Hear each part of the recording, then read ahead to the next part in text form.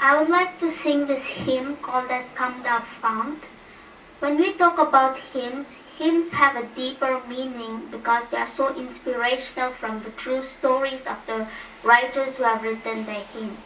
And especially this hymn is written by Robert Robinson, who was born of a lowly parents in England during September 27, 1735.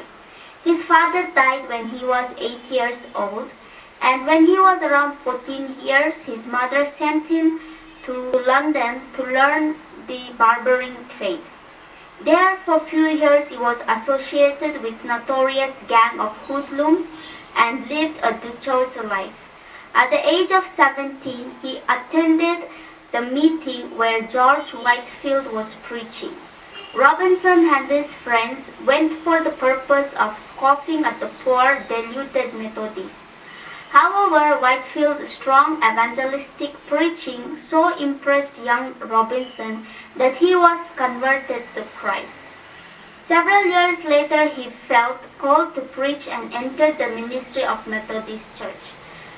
And he left the Methodist Church when he moved to Cambridge and became a Baptist pastor.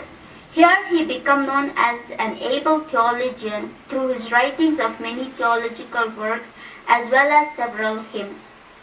This hymn text, written when Robinson was only 23 years of age, which contains an interesting expression in the second stanza which says, "Here arise my Ebenezer, hither by thy help I come."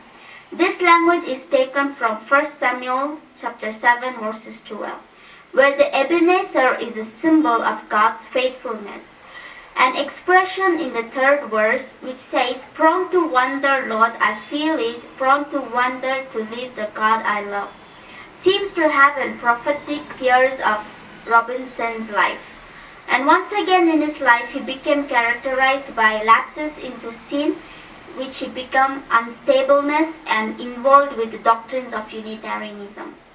The story is told that Robinson was one day riding a stagecoach when he noticed a woman deeply engrossed with the hymn book.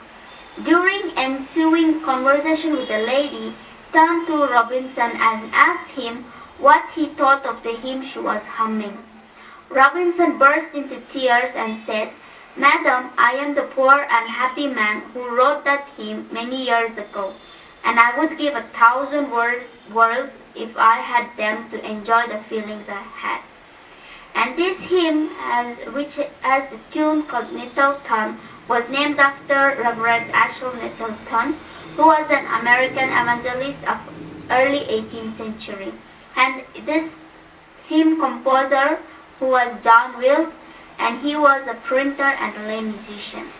This hymn can be used effectively in our mission today with the churches, which can speak directly to the believers.